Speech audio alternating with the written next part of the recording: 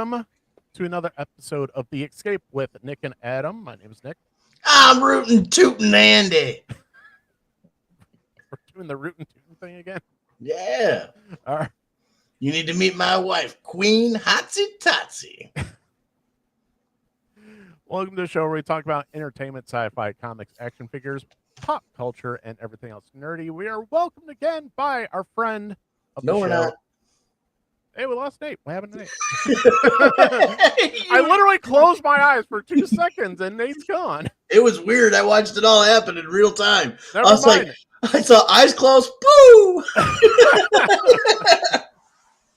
Never mind. Nate's gone. But I think we're going to be joined back by Nate. Yeah. Because we're going to... but we're going to get a quick update on the Kickstarter from Night of the Chihuahuas. But also, Adam, we got a bunch of stuff to talk about. We got... Hollywood said so. Hey, wait. Welcome back, Nate. There he is. Right, I was like, right when he said I started introducing, like, I closed my eyes and I'm like, and Nate from Nitro. And I was like, nope. I'm like, what happened? I closed my eyes for 2 seconds and Nate goes. It was funny because I saw Nick's eyes go up and you go out like that. It went, whoa. I was like, So welcome back, Nate, and we saw, and well, you were saying Josh might be joining us a little bit, so looking forward to that. But Nate, wait, hold on 1 second.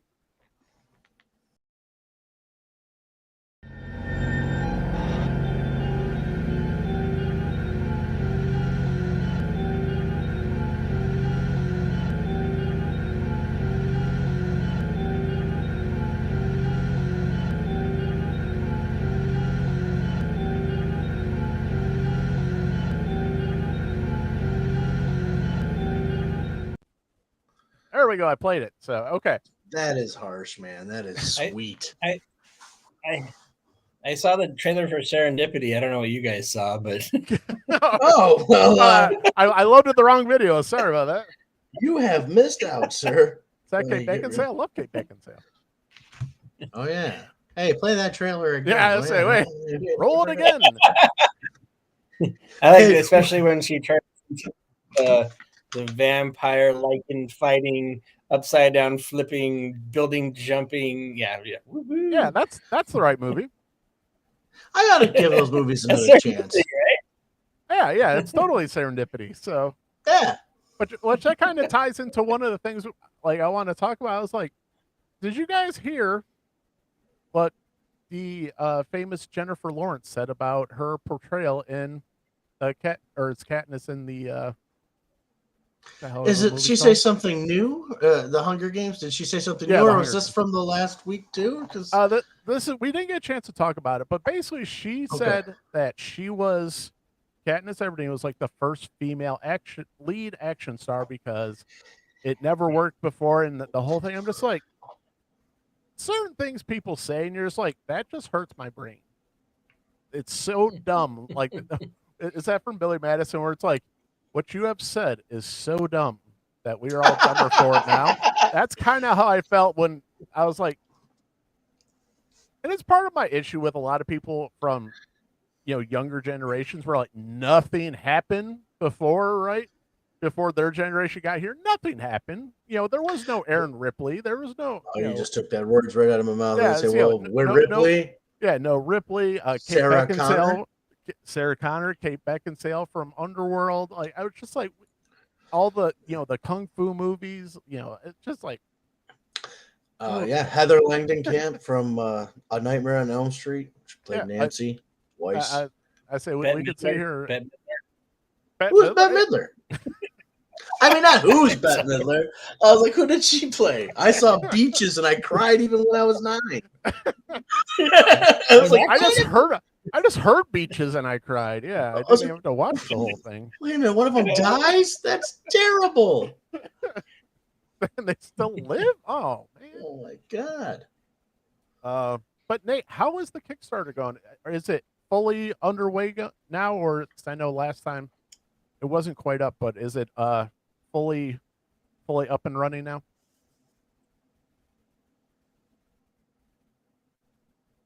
Kickstarter will be live for I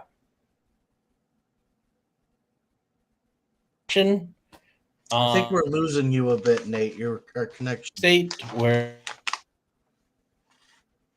we're working on the back end. We are going through creating some last minute graphics and reward tiers.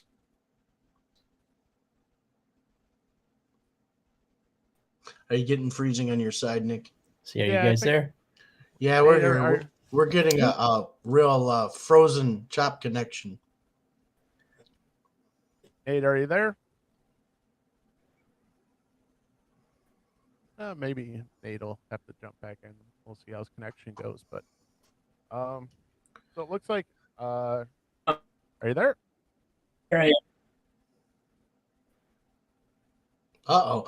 Nate, maybe try jumping back in. Yeah, so but while we're doing that, Adam, let's do something that we've been doing through the whole holidays here. Okay. It is a tough time of year, and it is the holidays, but also sometimes during the holidays, it makes it rough for a lot of people. And just with the recent passing of Jason David Frank, just want to let people know that if you are having a hard time, please call someone, talk to somebody. Adam, what do you always say? I always say that, ending your life, suicide, it's a permanent solution to what you have as a temporary problem. And a little bit of accountability on my part when I say that too, because a viewer of the show did bring it up. We understand that, it's not a one and done type thing. You overcome it on this day and whatnot. That it can be a challenge throughout life to deal with the struggles that come your way, and it can be a cycle. So anytime that there is a cycle, any time that you are feeling that way, someone loves you, someone's there for you, reach out for help. If you can't go anywhere else, these numbers are right here. Go to these numbers first. They'll tell you how to navigate to the people that care about. Use a little bit of the AA knowledge, one day at a time, right? Right, yeah. And not just them, they're not they did coin that, but boy, a lot of people have benefited from just dealing with what's in front of them, one day at a time.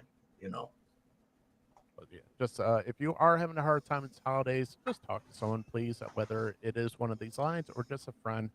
Yeah, as Adam always says, don't take a permanent solution to a temporary problem. So amen. All right, looks like we got Nate back. So let's and we're gonna hit this at the end of the show too. So okay.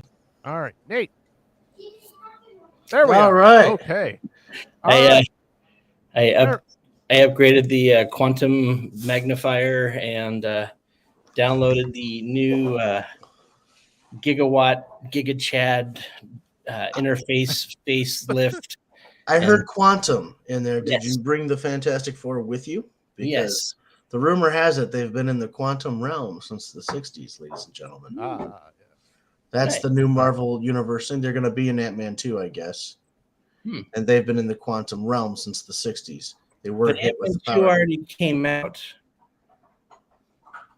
What's that? Oh, you mean that train wreck that they had that they won't admit to, called the Doctor Strange thing? That was the multiverse. They're not accountable anymore. They're not accountable anymore. But in the 60s, I guess, it was a little bit of I'm not lying. This is speculation going on in Hollywood right now. That's what they're saying, is that the Fantastic Four will be introduced in Ant-Man 2, and that Reed Richards and them have been in the quantum realm since the 60s. Cool. I already hate it. I knew you would hate it. Anyway, but sorry, Dave, we did not get very much of what was going on with the Kickstarter. So why don't you reiterate what was going on? Thank you. Sorry about that. Yeah. No so the Kickstarter is going to launch for everyone to participate January 3rd. Right now we are it's in preview mode, so we are doing some things behind the scenes, finishing up some graphics, and moving some reward tiers around. But yeah, we're going to start actively campaigning here in the next couple of days. So working with Heather Ellen from New Jersey. She does comics and more in New Jersey. And yeah, we're looking to set it off. So Fantastic. And once that is up and running, we will definitely, you can find that on our social media. And also, we're going to keep running the Kickstarter video for you guys. thank you. As long as the program's running, as long as the Kickstarter's going. So, Okay. Excellent. Guys, it's a heck of a book. It is worth every pretty penny. Please back this book. Yes. Yes. Any comic shops that are indie comic friendly that you want to support the artists, get a hold of Nate. Nate, where can people get a hold of you if they want to maybe get your comic book in their shop? Probably email would be good, or through Instagrams. But I mostly check during the day. Our handle is Night of the Chihuahuas, one word, at Night of the Chihuahuas. My email is nathan@porkchopexp.com. That's for Pork Chop Express. Also, if you're in the Metro Detroit area and the surrounding cities, you can go to Comics Corner in Fraser and Comics Corner in Rochester Hills and pick up Night of the Chihuahuas issue 1. And 2 is coming. And 2 will be coming soon. So very soon. And we like to thank Comics Corner too for, putting us up. So, yeah. All right, fellas. So let's get into some of the Hollywood news. So, Patty Jenkins is officially out. She submitted her treatment for Wonder Woman 3. It was soundly rejected. Yes, Wonder Woman 1, yay. Wonder Woman 84, ooh. So, obviously, with James Gunn taking over at DC Studios, this is kind of like her last chance as far as the DC property and as far as her run on Wonder Woman. And it's kind of one of those weird things, Adam, where she's like, yeah, submit a treatment. And she said, okay. And then they said no. And then there's this big back and forth where ultimately she ended up through email, I guess, linking a link to the definition of story arc or character arc, and it just got really nasty and catty like that. Here's my take on this. And first of all, Wonder Woman, the first Wonder Woman is one of my favorite characters, top 3. And Gal Gadot does a fantastic job as Wonder Woman. I very much like her. And she does. And I'm going to defend Patty Jenkins right now and say Patty Jenkins gets the character overall of Wonder Woman, but she's not the person who should be writing this material. Wonder Woman 1984 speaks for that. She co-wrote the first movie with the Snyders. When I say the Snyders, I'm talking about Deborah Snyder. I'm talking about Zack Snyder, the husband and wife team who brought you the Snyderverse. She gets it because in the end of Wonder Woman 1984, she defeats the enemy with hope. And she ends up doing Darth Vader gets turned back into Anakin Skywalker with the character of Maxwell Lord. Unfortunately, that was already done in the Return of the Jedi, and we were dying on the hill of a stupid wishing rock. Those are plot points you put in a B80s movie. I'm sorry, but that's what you do. Or maybe a comic book. Yeah, not in a feature film.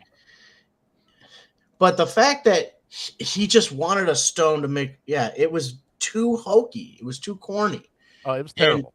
And she didn't understand that. And she did have this love for and she said it herself. And watch the featurettes on Wonder Woman 1984 because she loves the 70s version of Wonder Woman. I love the 70s version of Wonder Woman. I still love you, Linda Carter. Absolutely. But here's the thing: you don't go and make a Batman movie and homage it after the '66 Batman. Well, what Joel Schumacher tried to do that, it doesn't work. So she's not the right person for the job. So she's got to go. Yeah. I wouldn't trust her if she's going to have this kind of a fit and not listen to the critiques for. Yes, Yes, Nate sir. on the bottom row there. Yes, sir, Nate. Who is the right person, Adam? That remains to be seen. Ooh. That remains to be seen because we've got Peter Safran, who's producing and CEO and chairman of DC Studios, the new DC Studios, and we've got James Gunn as a team. They're going to decide. They're going to decide. Would I like to see a James Gunn Wonder Woman movie? Hell yeah. No, but I mean, is there anybody out there in movie land, somebody that I would pick? Yeah. Well, let's come back to that one. Give me a minute. I'll say I'll go off the board right now with it. Len Wiseman. He's the one who did the Underworld. He knows how to handle a female lead. I'm not going to say it's fantastic, but he's got a very, striking visual style. I'll throw that one out there. What do you think? No, I've got no argument with that one. I'm not saying he's done anything good besides maybe like the first Underworld. The second one, okay. Everything else after that, I can take. And honestly, I don't even know if he's done anything else. So, give me 1 second to actually look it up here. But there's a lot of choices there. I don't know, Nate. I can't come up with the one that I think would fit because everything's supposed to fit together in this new world, right? And so, if you look at the Marvel Phase 1 and Phase 2, the better he was stuff. He executive produced the Swamp Thing TV series in 2019. Okay, well then I would go with Nick's guy. That's a great pick because that was a great show. That was only canceled because of special effects because it cost $500,000 to store the set. Yeah, but it was done well. It was very good. Let's see what else he's got directed. They've made IMDb such a pain in the ass to navigate. Why so difficult?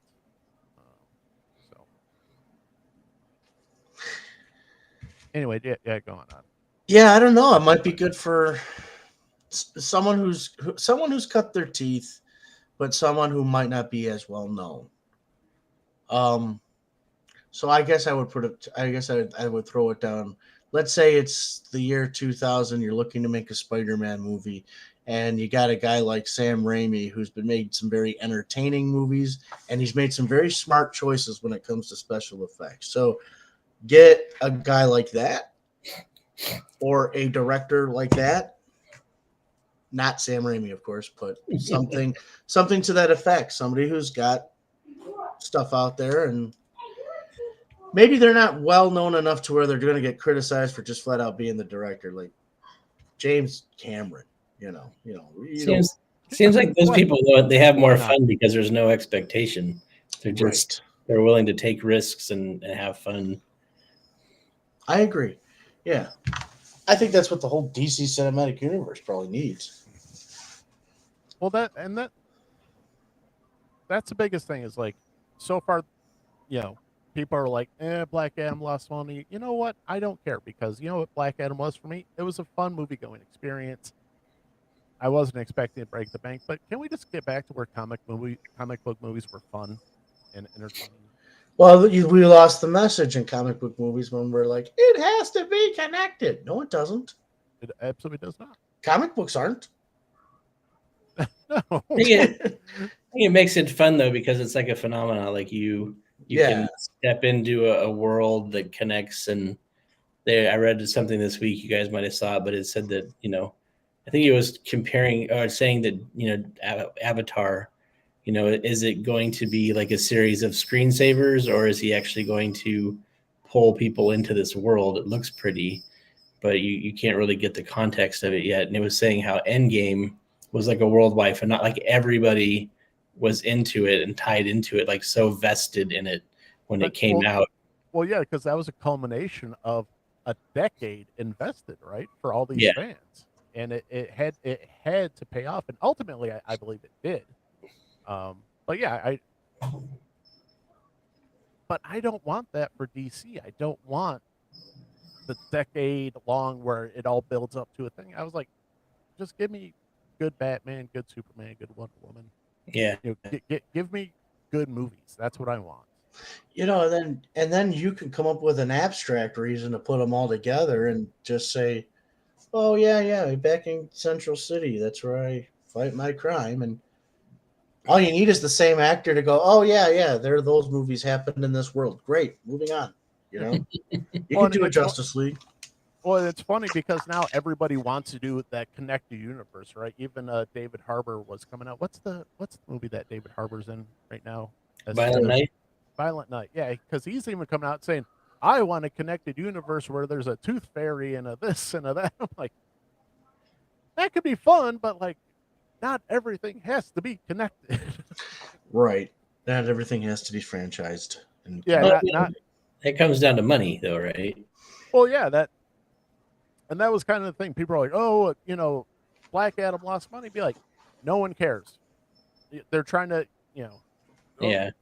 The Rock lost money and blah blah blah blah blah.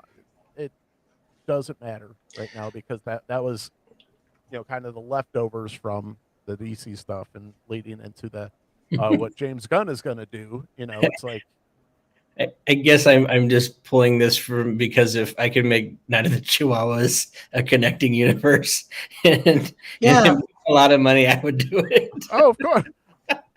Hey, I'd do it with you, Nate. So yes. I guess though, every comic book movie DC makes in theory, as far as a DC cinematic universe, it all can be connected, but you don't have to have an end credit scene that says setting you up for the next one, and or have to. It doesn't always have to be so tight, Yeah. I think Marvel has suffered from being so tight that it's pulled from the story. Well, that's one of the things I think, getting to what Peter Safran's did, because one of the things I actually do like about the Conjuring universe is it is all connected, but it's not setting up to set up to set up, set up this to set up this. It's just, you just know, oh, hey, there's little pieces where you go, oh, this fits with this fits with this. And if you want to make it, like. The fun part about the Conjuring universe is you can, even though it's not owned by the same studio, Ed and Lorraine Warren were involved in the Amityville horror investigation. And in one of the movies, they said, yeah, they want us to look into something in upstate New York. Yeah. And when you hear that, you're like, oh, they're talking about going to Amityville. All right. Yeah. That's all you have to do. That's all you have to do. All you got to say, like, oh, hey, Batman, you hear Bruce Wayne just mention Metropolis. Everybody, I just fangirl and I go, Superman Returns did that. Yeah. So can I interject something? Please do. Sure. Not DC, but so I've written a TV pilot, and it's about a guy who's living in the nightlife and his day job. He's in the military, but he's living in this nightlife thing, and he ends up going and partying and getting in trouble. And he does graffiti. Because military guys never do that. Never. But so he ends up doing graffiti, and I wrote another story. It's a coming of age story about, and they kind of happen in the same area roughly, but the one guy goes to do a graffiti tag, and the character from the other story, his tag is right next to it. It's like, that's kind of like the subtlety, right? It's like, oh, these two things can exist in the same thing. They don't have to be best friends. Like, oh, let's go hang out, and Right. But I wanted it to be subtle, and I like those things when you're watching something and you pick up on a little Easter egg or something. You're like, oh, but that, and wait, and that. See, it's Nate, fun. But those are the things I like way better than just slapping people in the face with, get it, Yeah. They're the same, right? Right. Like, Don't they call no, that on the okay, nose or something? yeah, a little bit on the nose. Be like, we're smart. We can figure things out, or we might have to watch it / read it more than once. Yeah. You know, it's like those are my, because that's one of my biggest things with movies is, I have, different categories, and one of my things is rewatchability. If I don't have to rewatch a movie, it's not that good. I love movies. I love rewatching movies. One of the things I can't wait to do is, like, if it's a really good movie, I can't wait to watch that again, or I can't wait to, watch it with my wife. So. Yeah. Okay, so. Oh, and I want to interject one more thing real quick. If you're going to change the no, picks. one thing. Okay. Deathstroke. I heard that they're going to keep the guy Joe Manganiello. I'm good if they keep all of those guys. I'm good. No, but I really wanted to see that Snyderverse play out. That setup, part. That's one of the setups. I was like, yeah, I really, really wish they'd have. Yeah. Because that is one of the things that's kind of being very self-evident with the whole DC James Gunn DC Studios thing is pretty much Snyderverse is going, getting thrown away. Unfortunately, because as whatever you want to say about Zack Snyder, he set up some pretty compelling things. Whether you like, everything else, who knows? But there were certain things that he was setting up that I think a lot of people wanted to see. But you get a new guy coming in, he gets to do his own thing. So yeah. But if they kept the same actor, fantastic, because that dude's a freaking unit. That dude is, in unbelievable shape. So, and he looked fantastic as Deathstroke. So there is a horror thread that I just learned about. Okay, and so you've got, I think The Hills Have Eyes has a poster, goes like this. There's a torn up poster of Jaws and Wes Craven's Hills Have Eyes. So I thought it would be funny to tear a Hills Have Eyes poster into pieces in The Evil Dead to tell Wes, no, this is real horror, pal. So then, in A Nightmare on Elm Street, Wes put The Evil Dead on a television set, saying basically, no, Sam, The Evil Dead is just pop entertainment. This is real horror. And actually, this continued to go on, and it landed, I think, one more movie or two more movies out, that these directors were playing this little point the finger game at each other. But you gotta say, oh my God, it's Hills Have Eyes has a Jaws poster. Then, hey, that has this. Then you start seeing it happening in all these over history. It's kind of funny. Well, that's the same thing that Sly and Arnold did, kind of over the decades. It became a little bit more prevalent, but probably the most prevalent part was in Demolition Man, and it was always Oh God, yeah, that's right. Because I don't remember. I don't remember, what was it? I remember the Last Action Hero. They were in a video store and they saw a cardboard cutout for Terminator 2. Only Stallone was the Terminator. I remember that from Last Action Hero. Well, and also like in Demolition Man, he's, the Arnold Schwarzenegger presidential, library. Oh my God! And he's like, right. What? He's like, are you serious? And it was just, once it got to the 90s, it was much more playful. But those guys had a very serious rivalry going for a long time. But just the fact that in a very playful way, they were poking fun at each other, and it's pretty funny how that rivalry eventually ended up playing out. So I agree. Anyway, Adam, Nate, one of my favorite things about the holiday season is seeing all the horror Christmas things that pop up. My wife and I had some fun last night. We watched the Creep Show holiday special. That one is from 2019. Adam, you watched that. Can you talk about that for 1 second? I go take care of the dogs. It's like a little horror anthology. I don't remember if it's an anthology or not. Actually, what I remember about it is that everyone who gets together in the Creepshow Horror Christmas special, they're all monsters, kind of like meeting for their monster recovery meeting. Like, it's been so long since I did this, and this is how I keep my stuff in check. And one of them was a werewolf. And I remember Anna Camp, the blonde girl who had the throwing up problem in Pitch Perfect. She was in it, and cute as a button. She played fantastic in it. She looked fantastic in it. She had a very beautiful white werewolf, I think it was. Oh, she was a cheetah. Oh, she was a cheetah. That's right. She was a cheetah. Wow. Yeah, I do remember that. That was great. And lots of violence in the end of that one. Favorite's the guy he transforms into a were-tortoise. Yes, a were-tortoise. That's right. And he's got the shell and the whole thing. I'm just like, this is ridiculous and fantastic at the same time. And then when Santa comes in, did you talk about when Santa comes in? I didn't, because I've got to go back and watch this. Yeah, so all the mall Santas are all henchmen of Santa.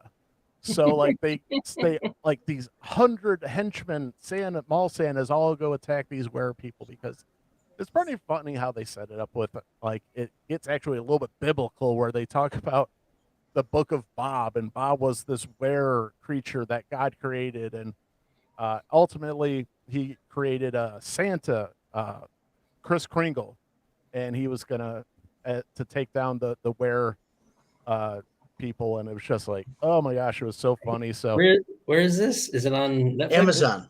Amazon. Yeah, okay. it's on Shudder. Shudder, yeah. Amazon Shudder, Prime. okay. So yeah, it's glorious. It is glorious. Wonderful. It's freaking hilarious. And then Santa shows up, the big badass thing, because it reminds me, if you ever watch Futurama and Santa on there, and it's just like he shows up, he's got claws, and he's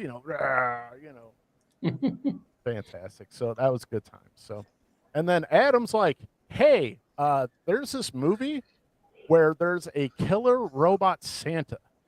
What? And I'm like, I like all those Christmas, words. Bloody Christmas. Christmas, Bloody Christmas. Once again on Shudder, and let me pull that up real quick. I'm actually enjoying it. You didn't like it though, huh? One second. Let me pull it.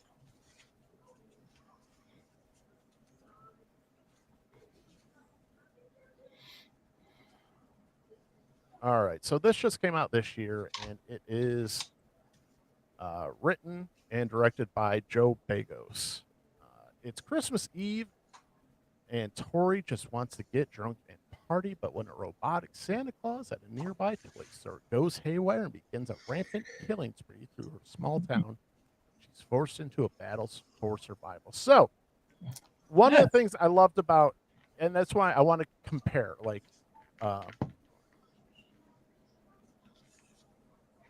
what's up, Danny? Thanks for joining us. So one of the things I want to compare. So when you've got, Creepshow Christmas, nice, campy, ridiculous, over the top, love it. Okay, Christmas, Bloody Christmas. Part of my issue. Okay, and then another thing. So my wife is not the biggest fan of swearing. This movie has 478 F-bombs.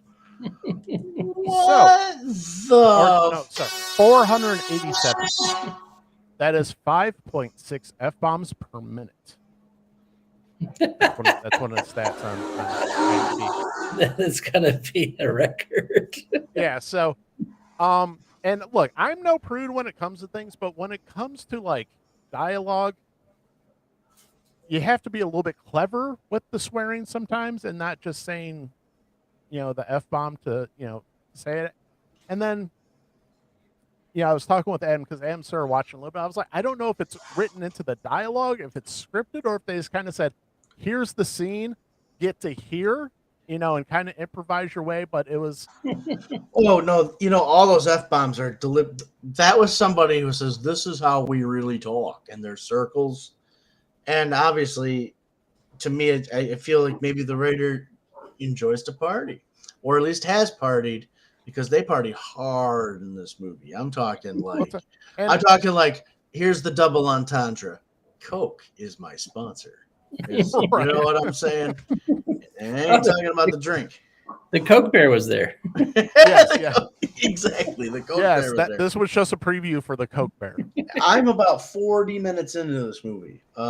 It's ridiculous. But I want to see how these like there's no way these two people should be walking right now. Like one of them had just the odds alone, fellas. One of them is in a blackout. That's a fact. That's a fact.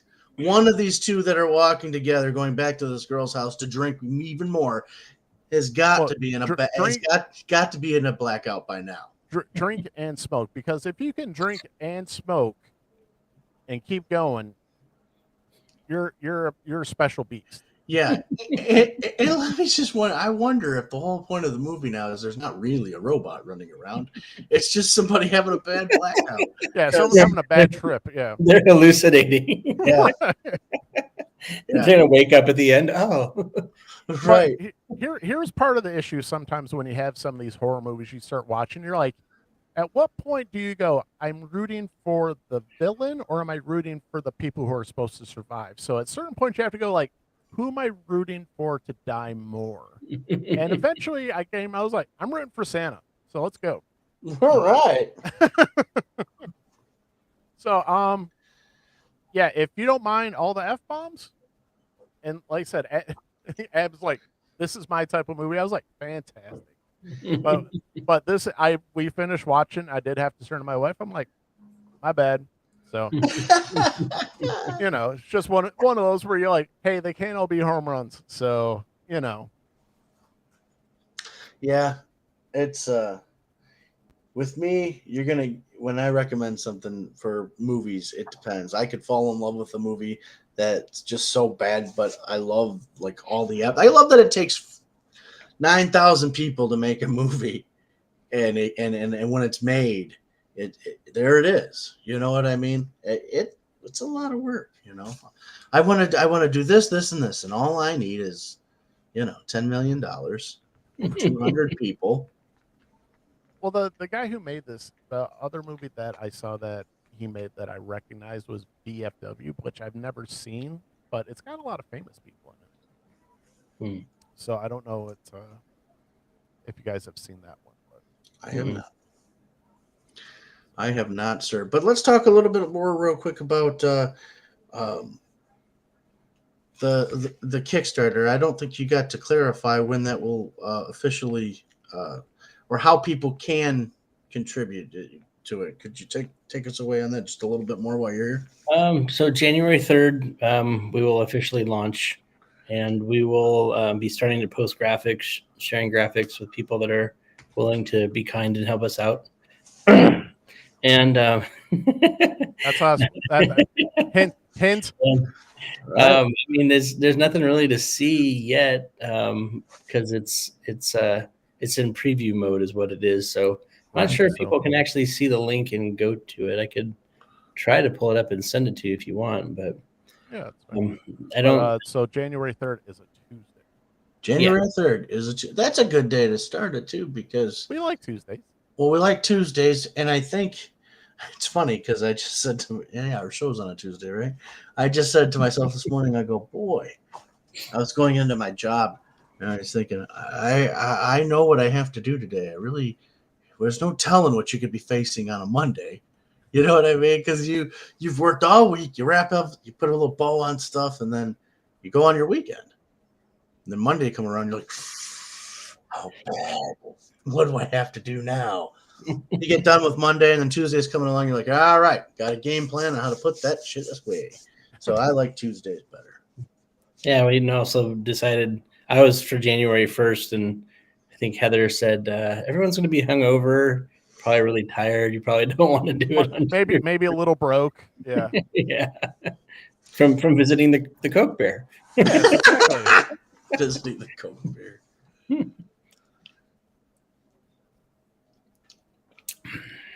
Hey, did you want to join us next week? Because next week we're doing our Christmas show. We're going to be talking about Christmas movies.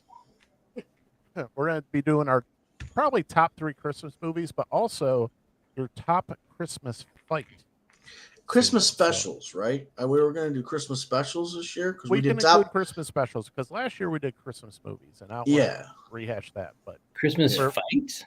yeah, yeah, Really? like that time my brother. No, I don't know. yes, yeah. Well, the time Uncle Jimmy punched Derek in the face. Yes. Nate, thank you. Nick, you're talking about this today on the phone. This is a perfect title. Best Christmas fights. How many people will read that and go, What the hell? oh my God, are they talking about something personal? And okay, but here, funny true story. So one of the times we were going to, I was with my wife's daughter. Um, in between every year, she's done the Rocky Horror Picture Show. They do a stage production of it, and they have an 8 o'clock show and a midnight show. And what we would do, we'd go to the 8 o'clock show, and then we'd go to the bar for a little bit, and then we'd come back for the midnight show. Well, it's right around Halloween, so usually that weekend turns into like the costume parties for bars or whatever. And we're sitting at the bar, and we look over, and the guy dressed as Santa Claus. And then we like, I didn't see it. Like, it's just one of those things that happen out of my, like, the corner of my eye. There's like a movement, and I look over, and the guy's standing next to Santa Claus. His nose is bleeding, and I'm like, did Santa Claus just kick someone's ass? Yes, he did. Because then Santa Claus promptly got dragged out of the bar because he clocked some dude in the face, and he had a white shirt on. He just started bleeding all over his shirt. I'm just like, and so it turned into the night Santa kicked, the night Santa punched a guy. So, but no, so one of the example I give for best Christmas movie fight is like Clark Griswold versus the squirrel in the tree. So yeah. if you can, there's a bunch of things to choose from. So if you want to choose Hans Gruber, John McClane, different things, but make it fun, make it ridiculous. So Gremlins. Gremlins. Is that a fight? Yeah, the mom versus with the electric slicer. Yeah. I think it's okay to just talk about this next week as well, but like these lists don't have to be like the final one is the best one ever. But I think we should take time right now and think about this. Ralphie versus the bully. Remember that? That's a Scott Fargus. That's a hell of a scene right there. That's like a hockey fight almost. Like Ralphie just snaps and beats the shit out of that guy. That changed a lot of kids who got bullied. I think that's an important scene for a lot of people. So I Made think me that look definitely over goes- and go, well, hello. It inspired a lot of young kids to stand up to their bullies. Yeah. And I'm just like, wait, of the Christmas fights, that's good. And of course, Clark Griswold makes funny. Man, Ralphie beats the shit out of that kid. Burger. All the I'm gonna have to watch Fat Man and Violent Night now to. Oh, Fat Man. Fat Man is genius. Does anybody know what this movie's about? I briefly know that there's an assassin. Somebody sends an assassin to kill Santa because he didn't get the gift he wanted or she wanted. That's right. And the assassin is mad at Santa because he didn't get the gift he wanted when he was a kid. And he's been curating gifts like an underground collector. He's got this whole warehouse, and all the toys in the warehouse say made in Santa's workshop. It's stamped into the toy. So he's one of these fine curators of that. Now, here's the thing. If Santa Claus... Real quick, so a rowdy, unorthodox Santa Claus is fighting to save his declining business. Meanwhile, Billy, a neglected and precocious 12-year-old, hires a hitman to kill Santa after receiving a lump of coal in his stocking. Can I please tell you how the business works? Because this is my favorite part of the movie. The hitman business? No, not the hitman business. Santa's business. Oh. So the United States government has subsidized for the last 150, 200 years, whatever, Santa Claus's operation because he spreads joy and it's good for the government. However, Santa is Santa. If you're on the naughty list, you're on the naughty list. And the government's like, You know, you're putting way too many people on the naughty list, and you guys got some really good tech up there with your elves. We could make some missiles. And Santa's like, I'm not doing that kind of stuff. I'm like, we're going to pull your funding. So Santa's like, the only way I can keep this operation going, keep my wife, my kids fed, is if I make a deal with the U.S. government. So you get the military on the base of the Santa's workshop. You actually get a conversation between soldiers and elves, and the elves are eating all these graham crackers and stuff. They're like, you know that stuff's bad for you, right? Oh no, we process this right through our blood. It gives us energy all day. And this is a real fucking movie. It's awesome. It's awesome. I mean, everything I just said is true. It's true. And Santa comes home, he's bleeding. Like, what happened? He's like, some hunter took a shot at me again this year. It's only bird shot though. You know. And that's the kind of storytelling that I think is crucial. Like with Night of the Chihuahuas, it's that something that's original, it's well thought out, it plays out well. Like it's fun. That's like why Night of Chihuahuas is beautiful too. It's why it's just gorgeous from start to finish. When you're saying that Christmas, Bloody Christmas, it's like this robot unleashes on a small town. Like this, it's like such a trope, but the way you approach it is so fun. Yes. Like, how can we destroy a small town? Sweet. Just have it destroyed by Santa. It's fine. An AI robot that's being recalled. Yes, once again, something set off by the American government that malfunctions. Yes. Oh, man. So everybody see Fat Man this year. It's great. Actually, I want to look up, see what it's on. So I can... Yeah, I was. You can watch it for free somewhere, I think, but I bought it on Prime. I had to have it when I saw the trailer. I was like, I don't care. Josh is trying to get on. Oh. We usually go for an hour. We can. I say. Yeah, I don't feel like you have to. I mean, yeah. Oh, that's all right. I'm just. No, we are on no time constraints. Okay. Except I will be right back. What the hell? So, all right. Did we find where Fat Man? Fat Man streaming. Fat Man streaming's on Peacock. It says so. Okay. Yeah, Peacock. Oh, thank you. Do. I went to look at my phone to look it up. I saw Josh text. I completely forgot. What was I doing again? Yeah. It's my wonderful brain at work. Does he have a link? Is he good? Yeah, I just sent it to him. Okay. All right. So one of the things, actually, wait for Adam for that. So, Nate, were you a fan of the first Avatar? Yes. Although it blatantly ripped off things, I was. I'm gonna try to forward this to Josh real quick. I can talk as we're doing it. Yeah, it's one of those. I really enjoyed it, but also like after you're like, it was just Dances with Wolves in space. Yeah, or it was Fern Gully. Yeah, I mean, Fern Gully or. I wanted to say this before, and you guys were talking, and I didn't want to interrupt. Where's my Chrome? Feel free. Just so like, there's only so many stories that can be told. Of course. So it's like, is it entertaining? I think I told you guys I used to write movie reviews. And it's like, I could be critical over anything, or you can make jokes about anything. But trying to create something is way harder. Like Adam was just saying about, $10 million and 200 people to create a movie. It's much harder in practice. And that's why, like, some people, when they do it and they do it well, it's like, that's cool. Right. Like, but I liked Avatar. It's like, it was done. It was just had a different take. There was some new flair to it. The story, I don't know. Yeah, I don't know.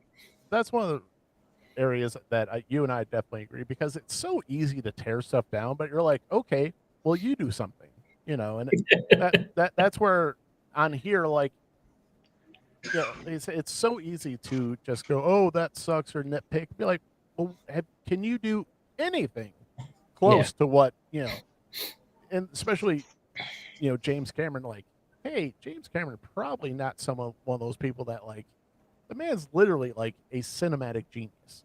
Yeah. like if you're gonna sit there and start tearing him down for stuff, be like, you had better have some credentials yourself. And that's just one of the things that it's like I said, it's just so easy to tear stuff down, but it's like there's like valid points, when you're being critical. I think the main thing overall is like, was it entertaining? Like Black Adam, I was entertained. There was a couple things in the movie I was like, buddy. I don't know how I feel about that. Like, I think I mentioned it before, but when he gets his throne and he flies up and smashes it, and there's like no moment to behold what he just did, and the girl on the side's like, what are you gonna do now? It's like, right, yeah. Like I said, it's far from great, but also it's one of those, like, entertaining. I enjoyed my movie going experience, and that's that's stuff I had to dump early in my 20s, where I was just like, you know what, did I enjoy my cinematic going experience?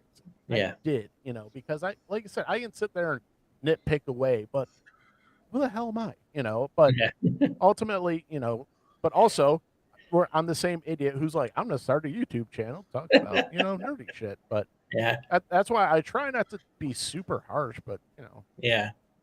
I'm looking forward to the new Avatar, and I heard that comment about it, a bunch of like screensavers or whatever. I mean, it, like you said, he's really talented at what he's done. He's had a lot of home runs, and I think he's Josh! Hey, Josh. Hey, what up? What's up, man?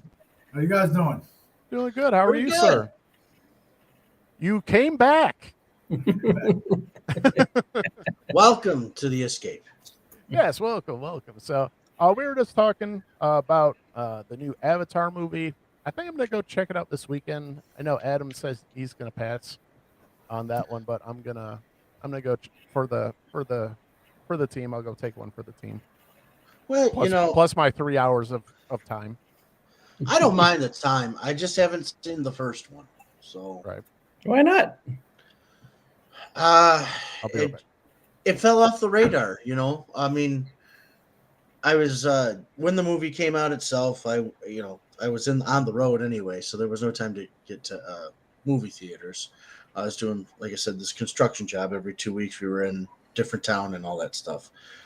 And then I sat down to watch it once in 2010 and like on demand, and got distracted, and I never picked it back up, and which is fine, but I'm not in the conversation now, right? You know what I mean? So I would imagine they're going to have some kind of screening of it.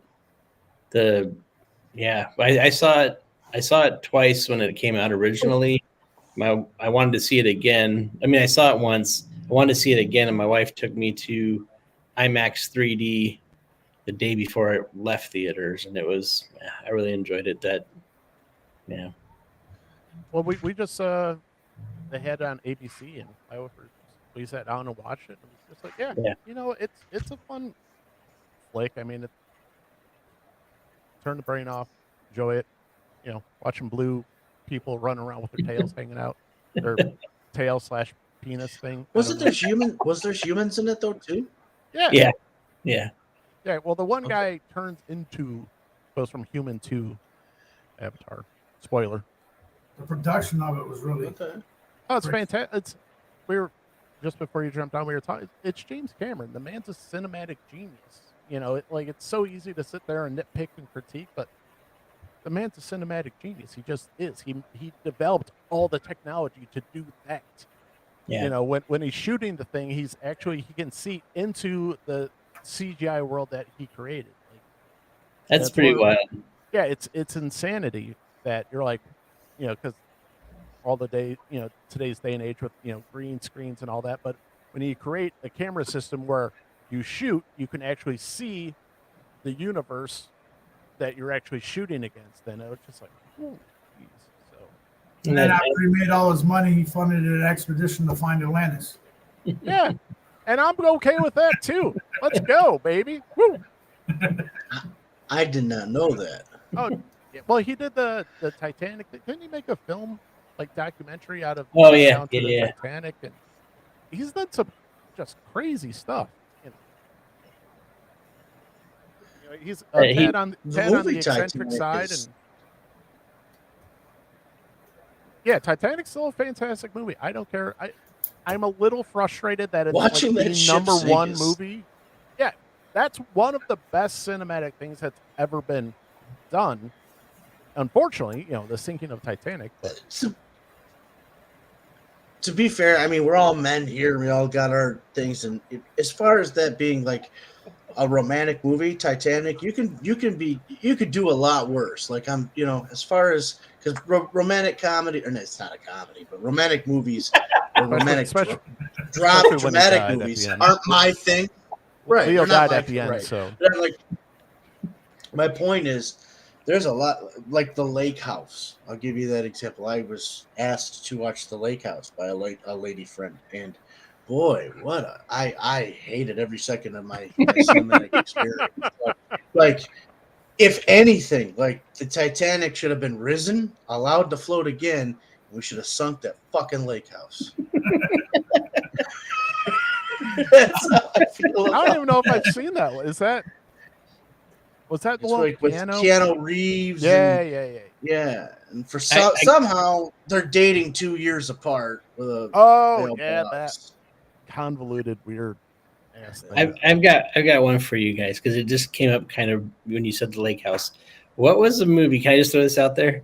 What was the movie that you were told to watch that caught you completely off guard and you really enjoyed it? Several.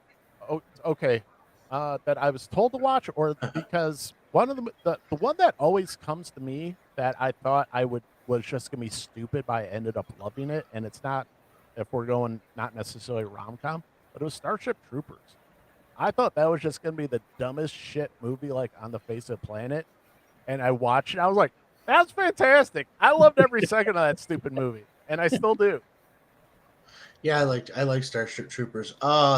Mine's a little more mainstream. I'm not gonna like this, but I ended up liking A Nightmare Before Christmas. Still can't like that movie. I want to like that movie, and I still don't get it. I was dating a woman, and she had never seen it, and she wanted to. And I was like, I'm never watching that. That movie's crap. I hate that movie. And she was about 5 years younger than I was, so she wasn't around when it came out. So finally, I'm like, fine, let's watch it. So we get about 25 minutes into it, and I'm like, wow, this is awesome. What have I been saying? She goes, I hate this. We're not finishing it. What? Yes, we are. She goes, this is terrible. So I never did see the rest of it. But that's the movie.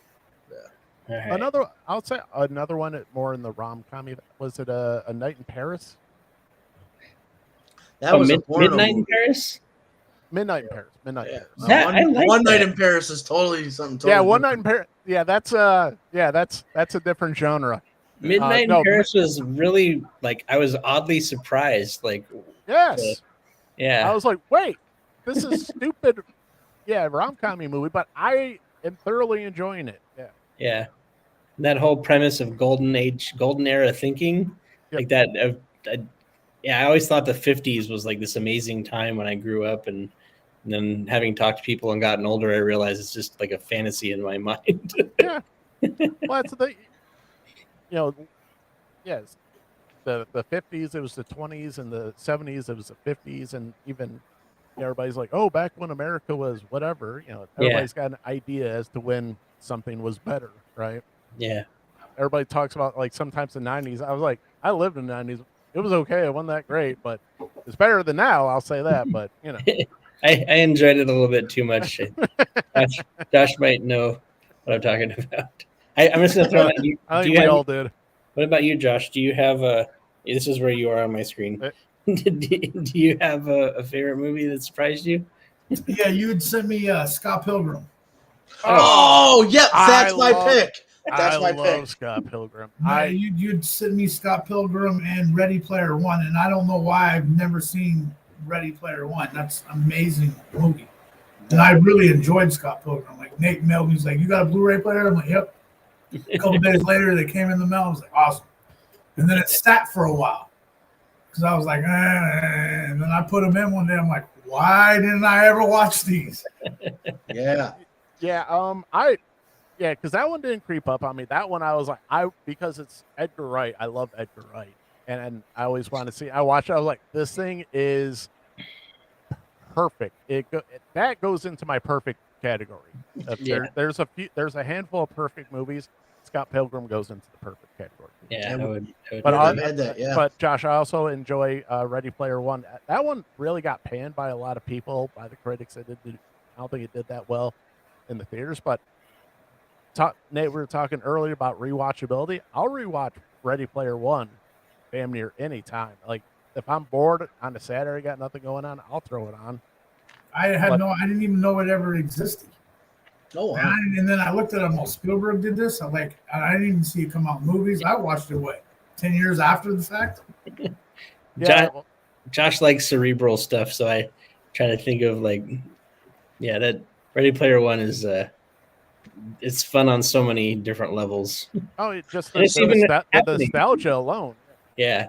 So which one is your pick, Nate? So I'm just gonna throw it out there. I was with a friend of mine, and kind of like a lazy, rainy Saturday evening in San Francisco Bay Area, and he's like, "Have you heard of Pitch Black?" And I was like, "No, I haven't." And he's like, "Dude, just sit down, don't ask any questions, just watch this." And it was just kind of blown away. Like, this is a really cool movie. Like like Josh saying, I had no idea.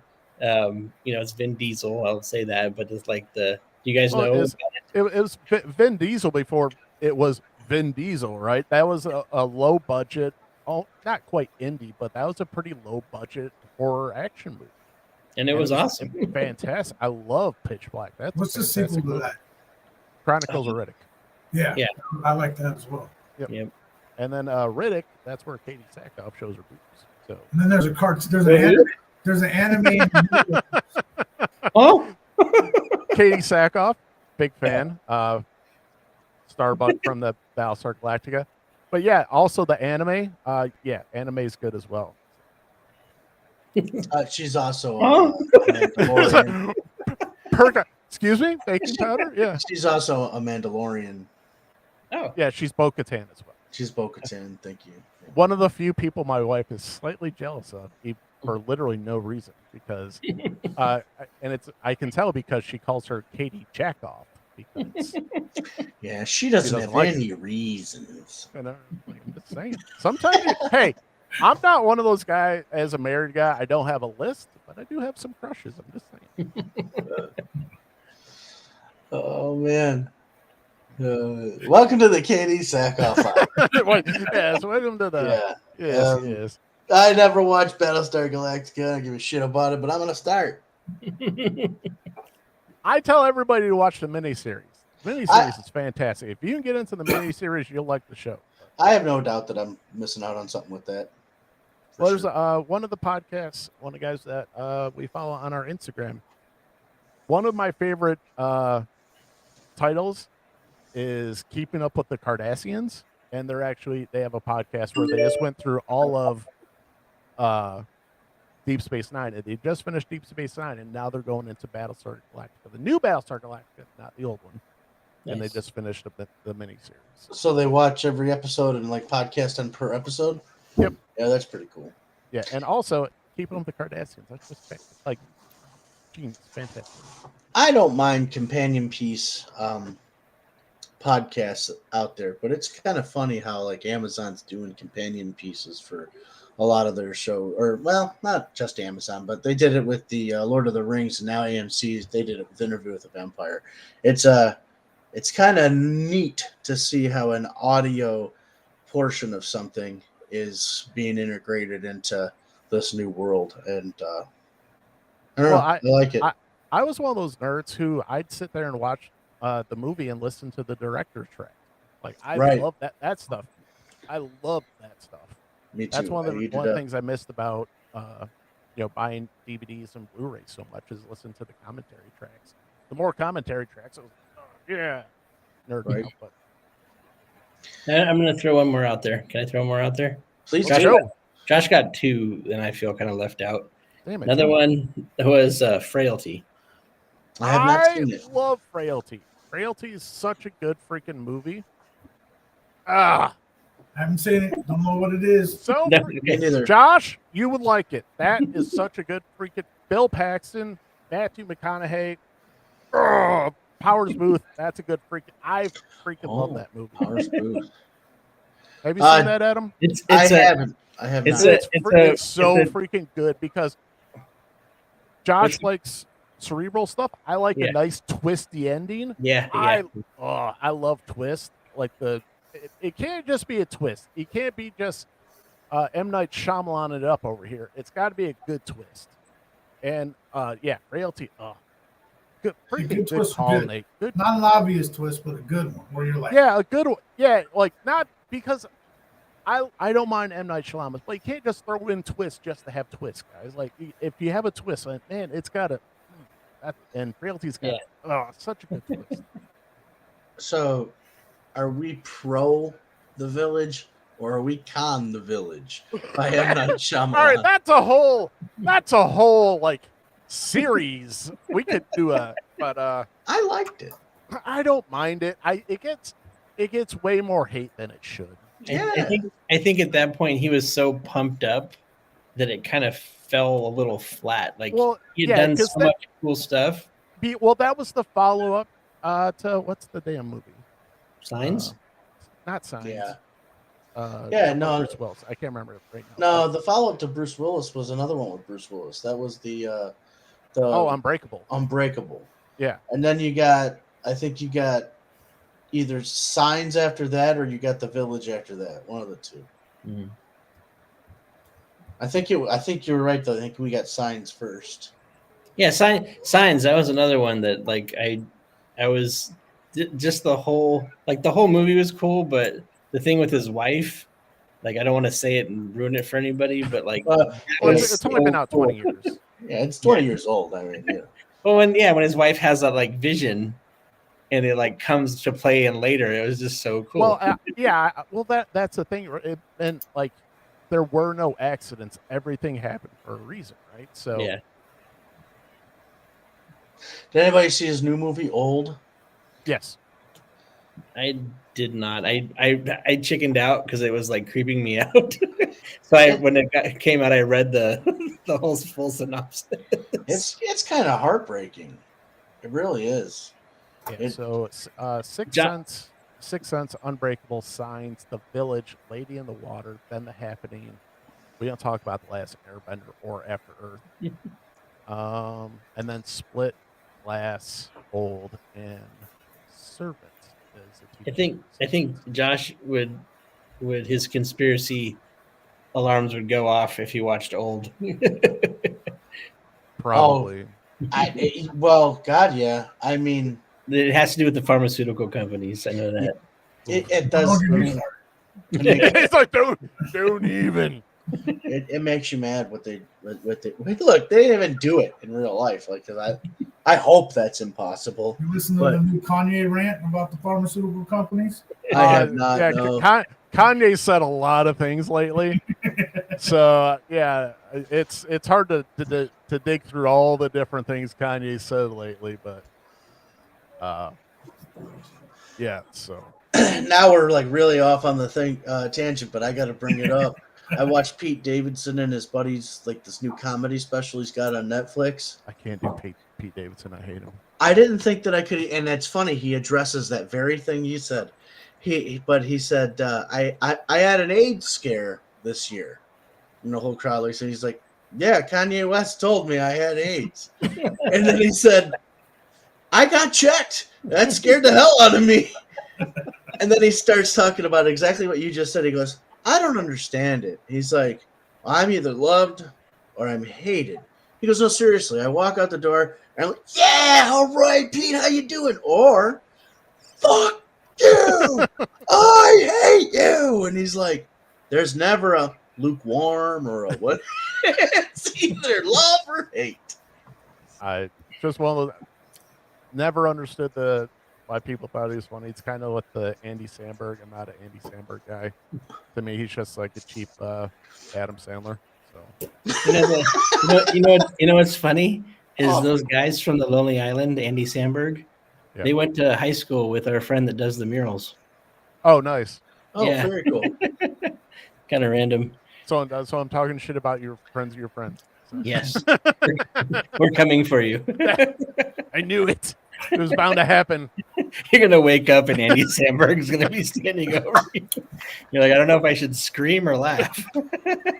Invite him on the show. I was saying, not a whole lot intimidating about Andy Samberg. Except maybe that mustache from Hot Dog. I don't. Oh man. All right, where are we? I don't even know where we're at. in the Sorry. show You've notes. been having fun, right? Yeah, no, we we're were having having fun. fun.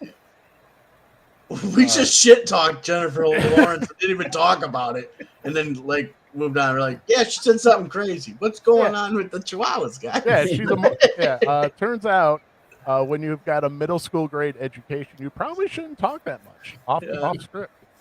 Yeah, but I wanted to bring that point up though. We did touch on it though. There were plenty of female lead action stars and horror stars, especially horror.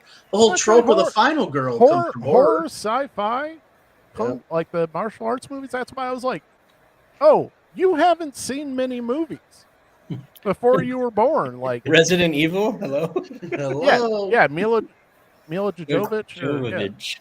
Yeah, I don't know how to say it. I had to look it up this If week. you're watching. Honestly. I had to look up how to spell her name. Yeah. She can't fool me. I know the Same truth one in about Fifth her. Element. Yes, Fifth that's what I Element. was just gonna say. I said, she can't fool me. I know she's really the Fifth Element. Exactly. But yeah, that was just one of those. And it's funny because she's literally talking to Viola Davis, and Viola Davis is sitting there like, I'm like, Viola Davis, you're older than her. You know better. Like, it was one of the worst things, the most self-masturbatory things I've ever seen. If it were two dudes, they literally would have been stroking each other's junk. It was so ridiculous. But it was just like, why are you, don't agree to that. You know she's saying stupid things. Don't just agree with her. I don't know. You know what's difficult about winter in Michigan, folks? Sometimes the heat is on. It's too hot inside, so you crack a window. When you desire It's too heat, cold. it gets too cold inside. That's like my favorite thing to drive around with blasting heat, but also the window down just a little bit.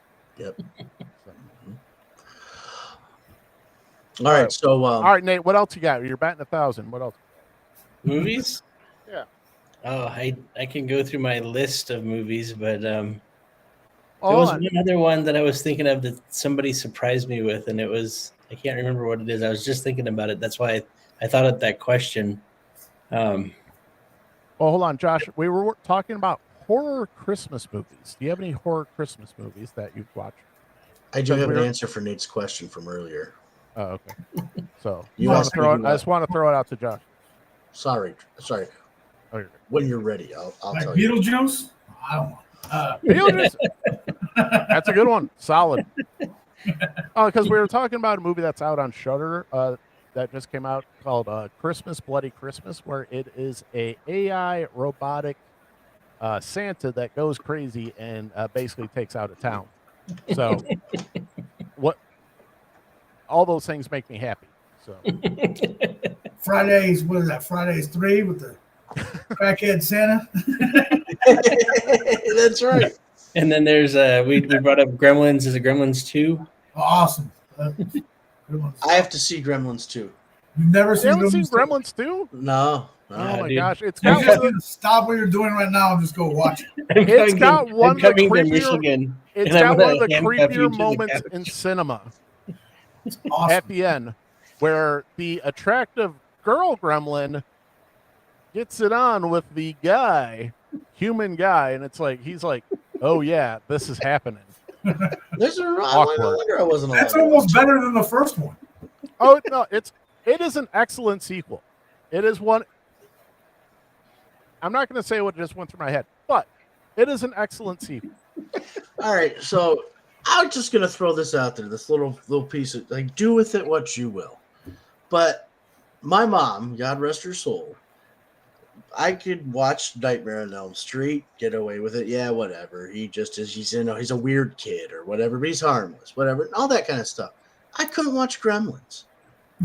I don't know why, and I don't get it. So I didn't see Gremlins until I was an adult. There is a weird barrier for parents like my wife. She had kids. One of her barriers for her kids, they were not allowed to watch Power Rangers, which I thought was weird because she's like, well, I didn't want my kids fighting. I was like, but it was like martial arts. It wasn't like just beating people.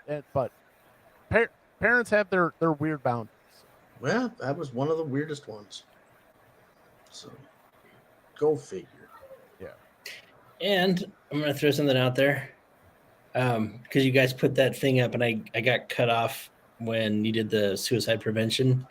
Yeah, absolutely. Adam and I were talking earlier this week about that, and it's a permanent solution. Run it now. What's that? We should run the sign right now while we're talking about it. Nate and I have a very, very close friend who committed suicide right before Christmas last year. Okay. No, was it? Yeah. So yeah, tell us. Go ahead.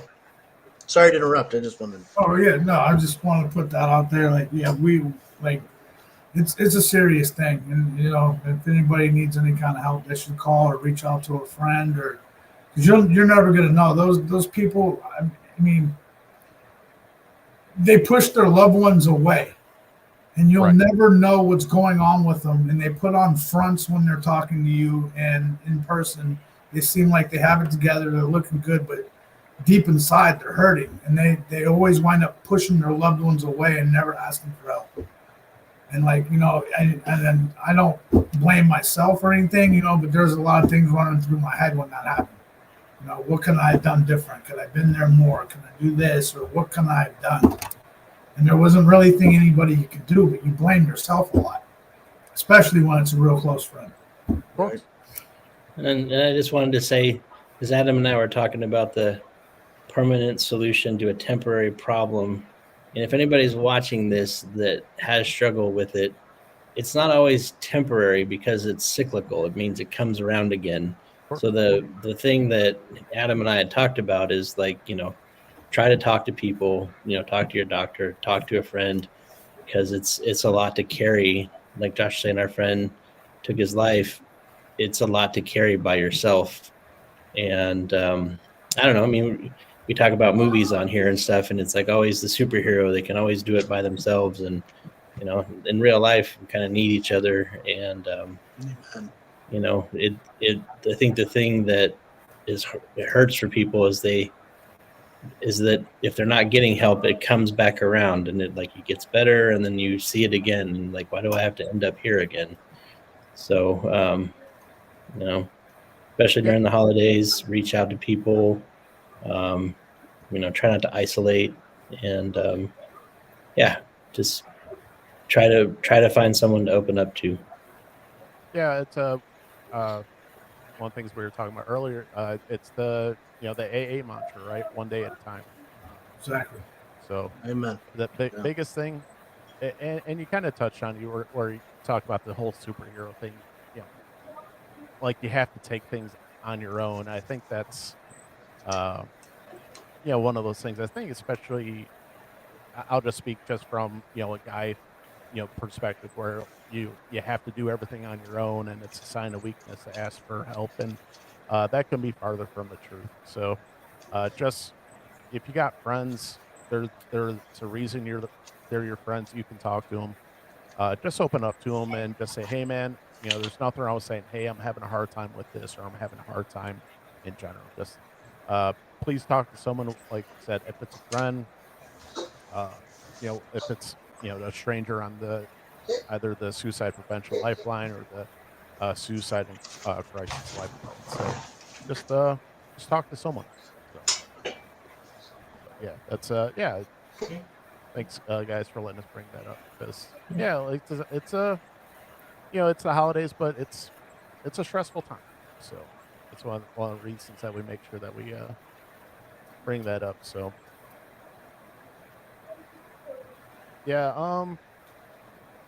sure we're transitioning smoothly, but Tonight's fun. been all over the place. Yeah, it's been a fun night. This is one of the reasons I love this. Like, let's just get on and shoot the breeze about silly stuff. So, but Josh, one of the things we're doing next week, I'm not sure if you're available if you want to, but we're gonna do our Christmas. Sorry show. about that. Oh, This hey. little fur ball here. Oh. This little fur ball here starts. Apologize for having to go, but she starts coughing a hairball. She panics.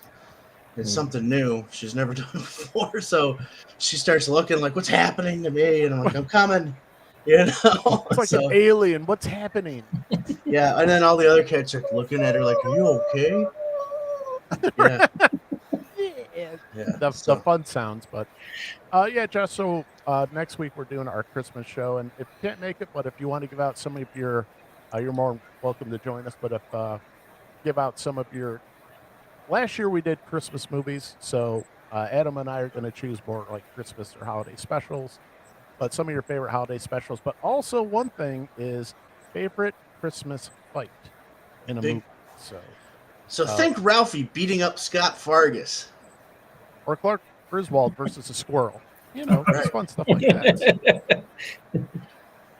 So just trying to keep it fun and light for the holiday. That's right. I'll try to think up some random question for you guys too. Yeah, but also Yes, with the wrap up, and you guys are more than welcome to input this. So we are looking for top comics. We can also have, since you guys are indie comics, you guys know more indie comic people than we know. Mainstream favorite comic from the year, favorite indie comic from the year, favorite action figures, favorite just maybe movies from the year. Just a wrap up of the year. We're gonna do that obviously closer to New Year's.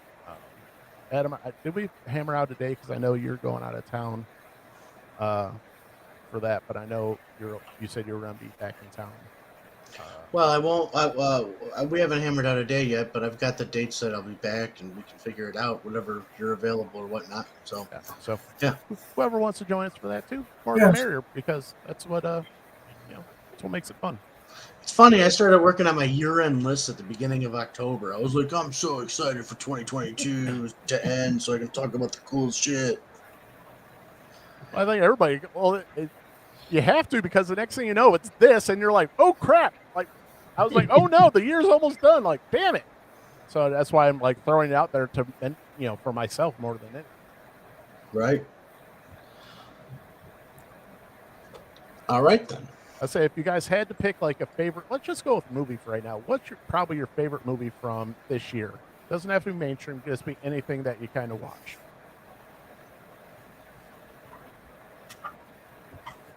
I can't remember.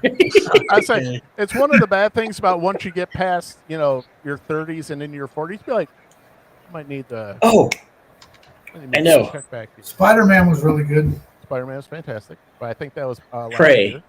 Prey was one that caught me. That was this year, right? Yes. Yep. Spider-Man was at the tail end of last year. Oh. I'm looking them up here. I say top 10 movies of 2022. Maverick was fantastic. Mm-hmm. I gotta throw the Batman in there. Batman's good. And I have to say, I'm not saying it's good, but I mean, it was a pleasant surprise and I had fun. Scream, the new Scream movie they put out. Mm-hmm. So this was a lighter year. I need to get to the theater more. Amsterdam is available on HBO Max now. To see that. So. Yeah, not. Oh, I enjoyed Nope. Nope was good, but okay, Nate. It wasn't perfect, but it was fun. No, it was. Yeah, I mean, whatever. But but it's also. I never understood the whole thing where it shape shifts. Like, I didn't get that whole thing. Oh, I didn't see it, but are we talking about a skinwalker? No. Yeah. Oh, Josh, you know what I'm talking about, don't you? Yeah. I know what you're talking about, because I started watching. Was it Skinwalker Ranch? Yeah, that place is strange. That freaks me out. That's the reason. There's a reason I stopped watching, because I was like, I can't go here right now. Is Nope when they're on the ranch? Yes. Yep, and it's like, is it they think it's a UFO, but I was like, well, it's not a UFO, and It kinda got almost seemed weird. like it was like almost a remake of something I've seen before. Right. Couldn't put Smile was a that. finger on it. Yeah. I mean, Smile different actors, a little different, but it seemed like something I've seen before. That's what we were now- talking about now- earlier. I don't now know if you you were say on, that, but like there was nothing new, like how do you take something and make it unique? Like Right. the one thing that I thought was really fun was how they had those little blow up things. They could tell where it was because they Yeah. would drop down. Yeah. That was stuff cool. Like that, it's fine, but it's just like, but sometimes when you got to stick the landing, I was like, it didn't really quick stick the landing for me, but because it was like, I guess it was more of a like, what the hell was that? I guess it's those movies that when you go to the theater, it's not your regular movie arithmetic. Like what was the Quentin Tarantino one? The one he just did. Oh, the one in Hollywoodland? Or Yeah. Once But Upon it a just Time in the, Hollywood. once a time of time. the ending was so ridiculous. Yes. I was like crying in my seat in not the theater. not historically accurate, but But that it was- movie finally made me understand the ending of Inglorious Bastards and what he's saying as a writer and a director.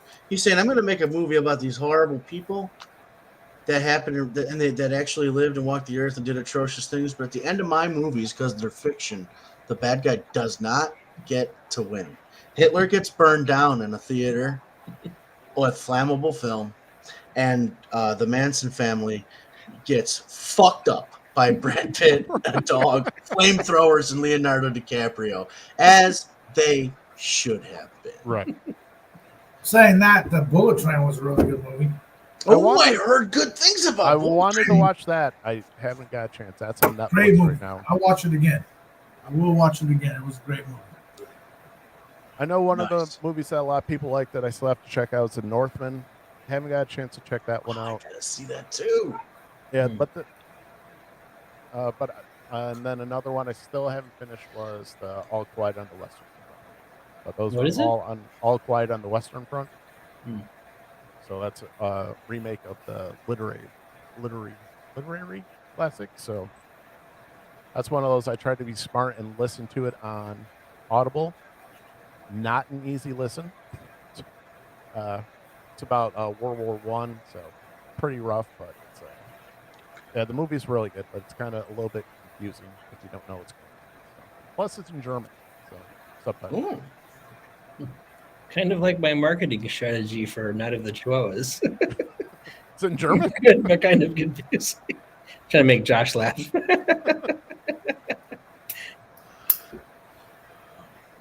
All Haha. right. So, all right. So one thing I do want to bring up, Adam. This is more for Adam, but since you guys are here, I got some books today, Adam. Yeah. Guess what came out today? Oh, that's right. Um, Patrick told me about this. Yes. Oh yeah. There's only like 17 covers. But That's I it, got- huh? That's it. I don't even know. I just got this one. I was like, this one looks cool. I don't even know who the hell it is. But there's I missed the J. Scott Campbell one, the McFarlane one, the Ray Capullo one, the Jim Lee one, the Jorge Jimenez one. Check that out. But also read- got. Sorry, You go haven't ahead. read it yet? No, I just got it today. Okay. And then the 30th anniversary of the death of Superman. This one's kind of cool. It's got a fold-out cover.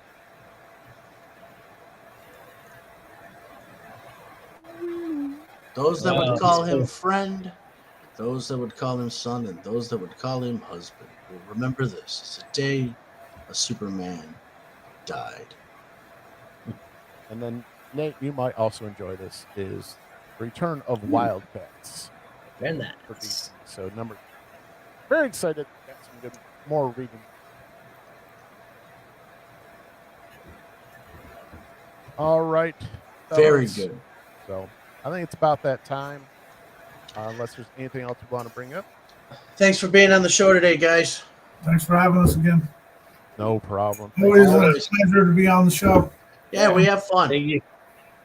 So, all right, fellas, we're gonna boot you, and then we'll wrap up our show. So, but thanks so much. All right. January 3rd, right? That's when the Kickstarter's going live. That's when you'll start seeing some more stuff from us, more stuff from Nate, and Night of the Chihuahuas, all their social media. So go check that out. But also, if you just want to order a copy, go to nightofthechihuahuas.com to order your copy. So, And if you're in the Metro Detroit area, you can go to Fraser, Michigan's Comics Corner, Rochester Hills, Michigan's Comics Corner, to get yourself a copy of Night of the Chihuahuas, #1. You should take us out with the Night of the Chihuahuas video, Nick. yeah, let's do that. So, Rock on.